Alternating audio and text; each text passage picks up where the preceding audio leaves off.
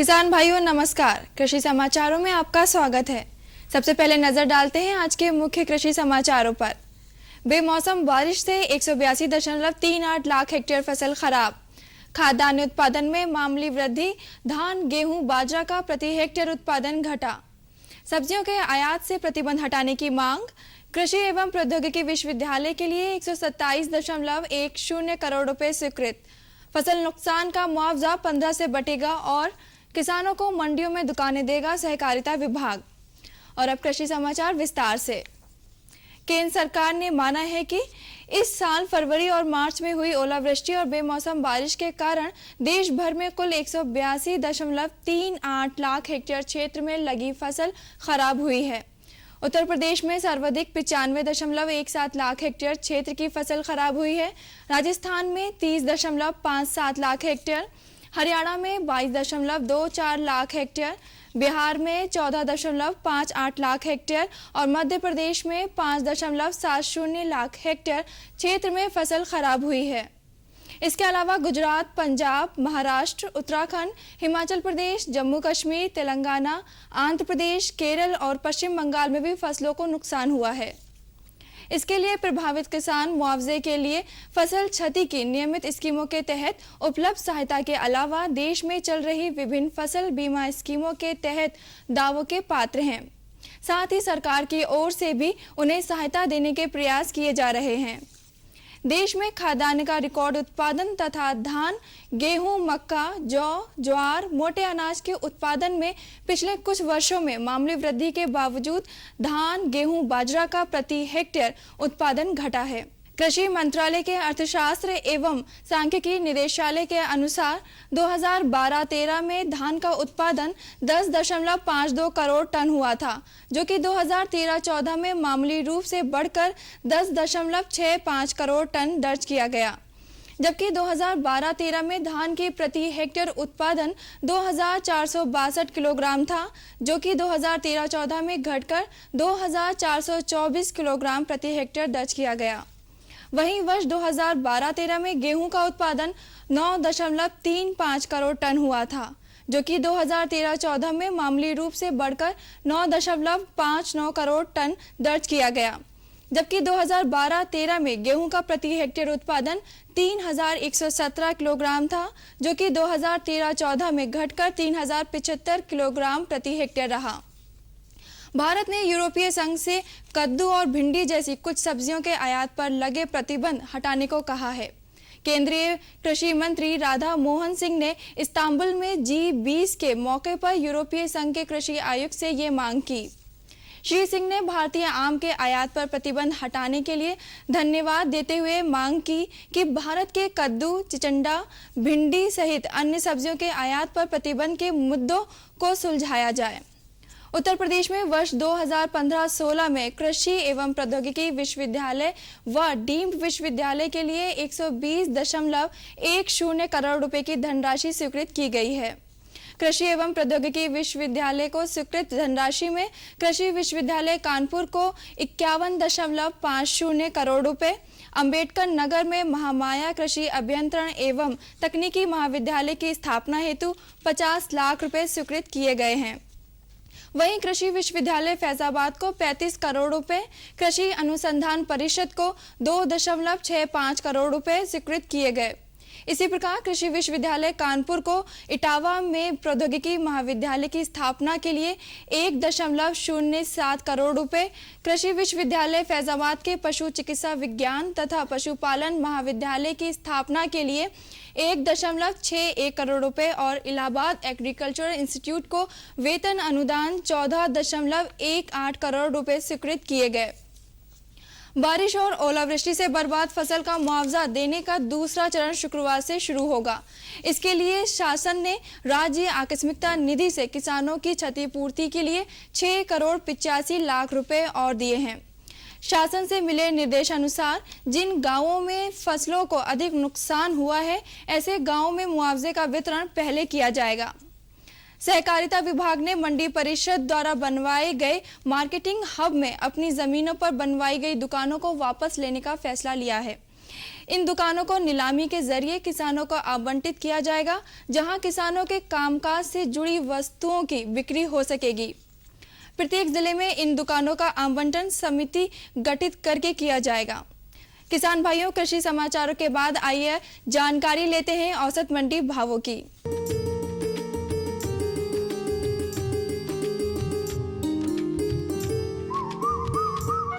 धान लखनऊ में 1375 रुपए, सीतापुर में 1160 रुपए, रायबरेली में 1390 रुपए, हरदोई में 1360 रुपए और फैजाबाद में 1310 रुपए प्रति क्विंटल। चावल लखनऊ में 2150 रुपए, सीतापुर में 2065 रुपए, रायबरेली में 2030 रुपए, हरदोई में 2160 रुपए और फैजाबाद में 2070 रुपए प्रति क्विंटल। गेहूं लखनऊ में 1475 रुपए, सीतापुर में 1451 रुपए, रायबरेली में 1450 रुपए, हरदोई में 1455 रुपए और फैजाबाद में 1455 रुपए प्रति क्विंटल। मसूर लखनऊ में 6050 रुपए, सीतापुर में 6750 रुपए, हरदोई में 6200 रुपए और फैजाबाद में 5800 रुपए प्रति क्विंटल। गुड़ लखनऊ में 3075 रुपए, सीतापुर में 2875 रुपए, रायबरेली में 2860 रुपए, हरदोई में 2580 रुपए और फैजाबाद में 3180 रुपए प्रति क्विंटल।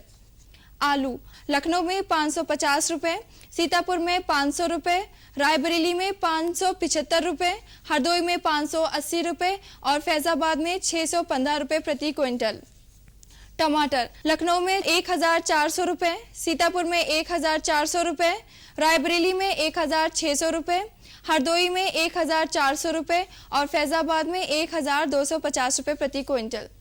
प्याज लखनऊ में 1450 रुपए, सीतापुर में 1350 रुपए, रायबरेली में 1400 रुपए, हरदोई में 1440 रुपए और फैजाबाद में 1500 रुपए प्रति क्विंटल। बैंगन लखनऊ में 1000 रुपए, सीतापुर में 810 रुपए, रायबरेली में 755 रुपए और फैजाबाद में 1015 रुपए प्रति क्विंटल। तो किसान भाइयों, ये थे आज के कृषि समाचार और औसत मंडी भाव। अगले अंक में हम फिर आपके लिए लेकर आएंगे कृषि जगत से जुड़ी नई नई जानकारियां। तब तक के लिए दीजिए अनुमति। नमस्कार। और बताओ। बस। अरे ये क्या भैया जी, बस इतनी सी रासायनिक खाद? किसानी छोड़ रहे हो क्या? किसानी नहीं, नादानी छोड़ रहे हैं। मिट्टी की जांच कराई है। अब तो लालाजी जितनी जरूरत है उतने ही उर्वरक खेत में डालेंगे। हाँ किसान भाई आज ही अपने जिले की नजदीकी भूमि परीक्षण प्रयोगशाला में मिट्टी की जांच जरूर करवाएं और मिट्टी में पोषक तत्व, नमी व पौधे के विकास को देखते हुए केवल जरूरत के अनुसार ही पोषक तत्व डालें। और हाँ, मिट्टी में गंधक, जस्ता, बोरोन जैसे सूक्ष्म पोषक तत्वों का पता लगाना भी न भूलें।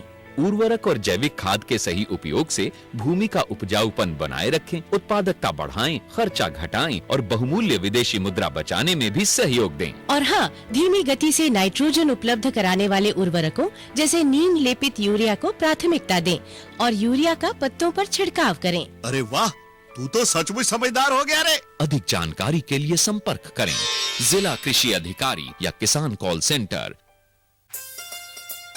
अम्मा खाना दे दो ना। सबर कर गोलू, अभी दाल नहीं गली है। तू फिक्र ना कर गोलू की अम्मा, अब की बार अपनी दाल खूब गलेगी। क्या मतलब जी? अब की बार NFSM के तहत दाल की पैदावार को बढ़ाने के तरीकों को दिखाने के लिए देश में 1000 क्षेत्र चुने गए हैं, जिसमें हमारा इलाका भी आ गया है। पर इससे हमें क्या फायदा? हमें 5 एकड़ खेती के लिए खाद और कीटनाशक के अलावा बढ़िया बीजों की एक मिनी किट भी मिलेगी। इतनी दाल का करेंगे क्या जी? अरे भगवान, सरकार ने दलहन का समर्थन मूल्य भी खूब बढ़ा दिया है और इनकी खरीद का भी पूरा इंतजाम कर लिया है। इससे आमदनी बढ़ेगी और फिर हमारा गोलू अच्छे स्कूल में जाकर के कृषि वैज्ञानिक बनेगा। हाँ जी जी जी।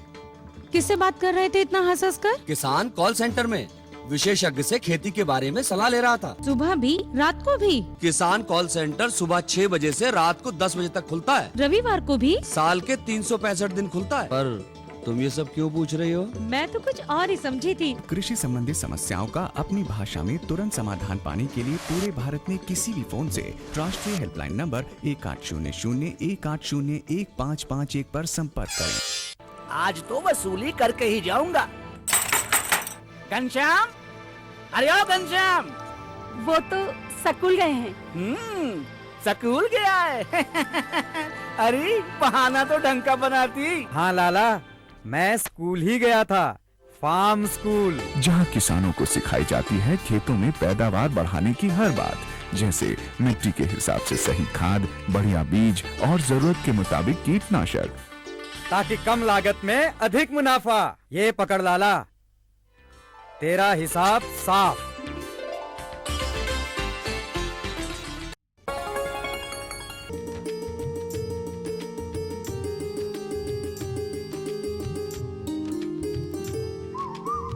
किसान भाइयों नमस्कार। कृषि दर्शन कार्यक्रम में आप सभी का स्वागत है। किसान भाइयों, विज्ञान का दौर चल रहा है।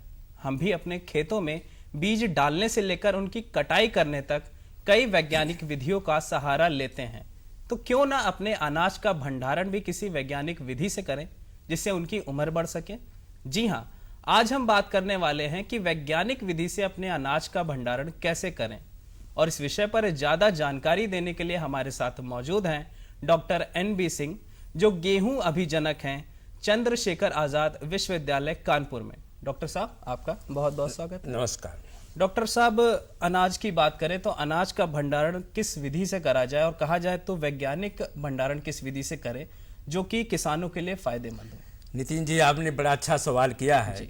किसान भाई गेहूं की कटाई मड़ाई कर चुके हैं, अब भंडारण की बारी है। अनाज के भंडारण करने के पहले खूब अच्छी तरह से धूप में सुखा लें। जब नमी 10% के आसपास आ जाए तभी वो भंडारण करें।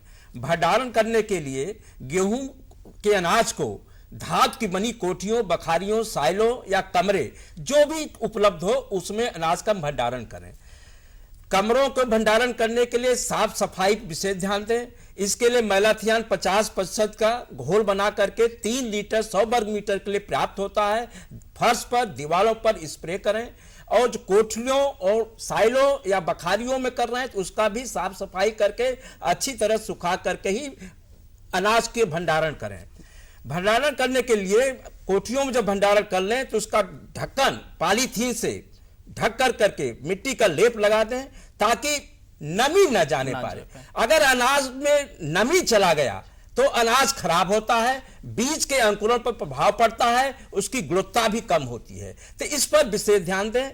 और भंडारण करते समय 10 कुंटल अनाज पर एल्युमिनियम फॉस्फाइड की 1 टैबलेट अवश्य डाल करके ही भंडारण करें। और जहां पर भंडारण करें, कमरे में करें तो वायु अवरोधी होना चाहिए। डॉक्टर साहब, किसान कैसे जाने कि अनाज अब उचित नमी का है और उसका भंडारण इसका बड़ा सीधा सब उत्तर है कि किसान भाई जब दाना सूख जाए, दाने को दांत के बीच में चबाएं। और अगर प्रेशर ज्यादा लग रहा है, कट की आवाज आ रही है, तो समझ लें कि हमारा दाना भंडारण करने के लिए तैयार है। जी, अच्छा, बहुत अच्छी बात है। अच्छा, ये बताइए भंडारण से किसानों को क्या फायदा होता है? देखिए, अगर कहते हैं कि उचित भंडारण सुरक्षित अनाज, जी, अगर आपने कटाई कर ली, मड़ाई कर ली, और आज के इस वैश्विक युग में अगर आपका अनाज का भंडारण उचित नहीं है तो उसमें कीड़े लग जाते हैं, पैया लग जाती है, नमी ले लेती है। तो सबसे बड़ी समस्या जो किसान भाइयों को मिलती है, जमाव पर असर पड़ता है। जब किसान अपना बीज प्रयोग करता है तो उचित नमी पर भंडारण करें, उसकी गुणवत्ता बनी रहेगी और बीज का अंकुरण होगा, बाजार भाव मिलेगा, दाने की चमक बनी रहेगी और लंबे समय तक अनाज में जो वायबिलिटी होती है वो बनी रहेगी। जी, अच्छा, ये बताइए भंडारण से पहले कटाई मड़ाई का जो समय होता है उस वक्त कौन कौन सी सावधानी? देखिए, जब बाली पक जाए, हरापन गायब हो जाए और बाली झुक जाए, भौतिक परिपक्वता पर गेहूं की कटाई कर ले। भौतिक परिपक्वता पर दाने में नमी 20% के आसपास होती है। अगर हंसिया से कटाई करना है तो इसी अवस्था पर नमी पर करें। अगर कंबाइन हार्वेस्टर जिनके पास ज्यादा एरिया है, गेहूं का रकबा ज्यादा है, तो कंबाइन हार्वेस्टर से करें, लेकिन नमी 14% से कम हो, क्योंकि ज्यादा नमी होगी तो कंबाइन हार्वेस्टर से काटने पर दाना के कटने का अंदेशा रहता है, तब वो बीज के रूप में आप प्रयोग नहीं कर सकते हैं। इसका ध्यान रखें। और दूसरा जो है, सुबह कटाई करें। देर से धूप निकलने पर कटाई करेंगे तो दाना झड़ने की आशंका रहती है। हमारी बहुत से प्रजातियां जिसमें हल्ला को अगर आपने फिजियोलॉजिकल मैच्योरिटी पर, भौतिक परिपक्वता पर कटाई नहीं की तो इसका दाना झड़ने लगता है। और सुबह कटने पर चूंकि तापक्रम ज्यादा नहीं होता, धूप ज्यादा नहीं होती है, तो दाना झड़ता भी नहीं। इसलिए किसान भाइयों से मैं तो यही कहूंगा, जब वो कटाई करें तो भौतिक परिपक्वता कटाई करें, कटाई में विलंब न करें। अच्छा, जो झड़ना आपने बताया, तो क्या इस झड़ने को रोकने के लिए भी कोई उपाय है? इस झड़ने के लिए भौतिक परिपक्वता पर कटाई कर लें। अच्छा, वही जब एक उचित उपाय नमी रहती है तो वो नहीं गिरेगा। जी। फसल के लिए बहुत जरूरी है कि अच्छी मड़ाई हो, तो मड़ाई के समय कौन कौन सी सावधानियां? मड़ाई के समय अगर वो किसान भाई अपना बीज में प्रयोग कर रहा है तो वहां पर जो थ्रेसिंग फ्लोर है अच्छी तरह से सफाई कर लें। वहां पर और किसी प्रजाति का बंडल न हो, वही बंडल हो जिसका वो बीज का प्रयोग करना चाह रहे हैं। साफ सुथरा कर करके अच्छे क्वालिटी का से मड़ाई करें, फिर उसकी अच्छी तरह सफाई कर करके ही भंडारण करें। सफाई करने के लिए क्या? सफाई करने के लिए जो आजकल चल रहे हैं, अपने मशीन आ गई हैं, उस मशीन से कर लें। आजकल थ्रेसर जो अच्छे क्वालिटी का है वो सफाई भी कर देते हैं।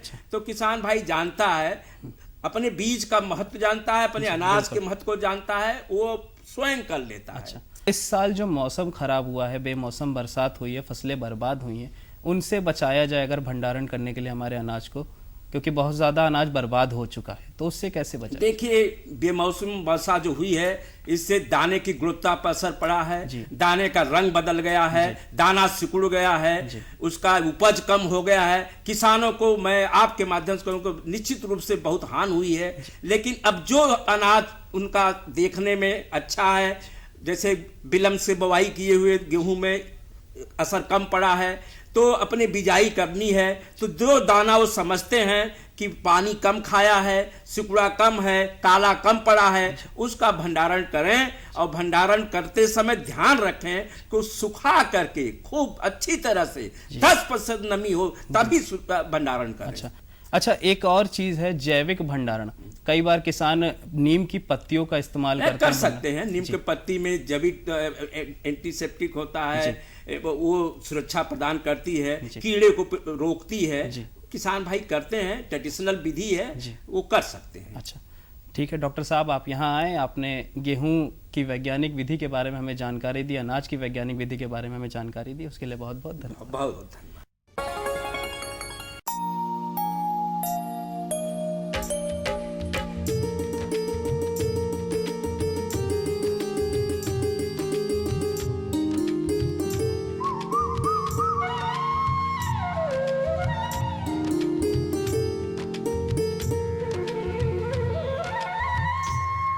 खेती की जानकारी के बाद अब प्रस्तुत है मौसम समाचार। मौसम में पिछले दिनों प्रदेश में तीखी धूप और गर्म हवा के थपेड़ों से लोग परेशान रहे। हालांकि शाम को चली हवा से कुछ राहत मिली। इस दौरान मौसम में पिछले दिनों प्रदेश का अधिकतम औसत तापमान लगभग 45 से 41 डिग्री सेल्सियस दर्ज किया गया तथा न्यूनतम औसत तापमान लगभग 24 से 28 डिग्री सेल्सियस दर्ज किया गया। इस दौरान हवा की औसत गति 10 से 19 किलोमीटर प्रति घंटा रही, जो भिन्न भिन्न दिशाओं से चलती रही। मौसम विभाग के पूर्वानुमान के अनुसार अगले 1-2 दिन में राजधानी में हवा के झोंकों के साथ बादलों की आवाजाही के आसार हैं, लेकिन गर्मी से किसी खास राहत की उम्मीद नहीं है। आने वाले दिनों में अधिकतम औसत तापमान लगभग 42 से 43 डिग्री रहने की संभावना है। वहीं न्यूनतम तापमान औसत रूप से 27 से 29 डिग्री सेल्सियस रहने की संभावना है। इस दौरान हवाएं औसतन 10 से 18 किलोमीटर प्रति घंटे की गति से चलने की संभावना है। और अब बात करते हैं मौसम को ध्यान में रखते हुए कुछ सामयिक कार्यों के बारे में। सूरजमुखी के खेतों में छाया में मधुमक्खी के बक्सों को रखें। इन बक्सों के आसपास पानी का बंदोबस्त करें ताकि मधुमक्खियां पानी की खोज में इधर उधर ना भटकें। मछली पालने वाले तालाबों की टूट फूट ठीक कराएं और उनकी मिट्टी की जांच कराएं। कोई कमी हो तो उसे दूर करें। पशुओं को लू व गर्मी से बचाने के इंतजाम करें। उन्हें कई बार ताज़ा पानी पिलाएं। लू लगने पर पशु के सर पर बर्फ की पोटली रखें व डॉक्टर को दिखाएं। गर्मी की वजह से छोटे पशुओं को दस्त होने लगे तो उन्हें ज़्यादा दूध न पीने दें। साथ ही उन्हें स्वस्थ पशुओं से अलग रखें। गर्मी से बचाने के लिए मुर्गी शेडों की जाली पर बोरी के पर्दे लगाकर उन्हें भिगोते रहें। यदि संभव हो तो शेडों के अंदर कूलरों की व्यवस्था करें। ज्वार की मुरझाई फसल, बगैर सिंचाई के तैयार फसल व MP चरी को चारे के तौर पर पशुओं को ना खिलाएं, वरना हैजा हो सकता है। तो किसान भाइयों, ये थे मौसम समाचार। कुछ और नई जानकारियों के साथ हम फिर मिलेंगे अगले अंक में। तब तक के लिए हमें दीजिए अनुमति। नमस्कार।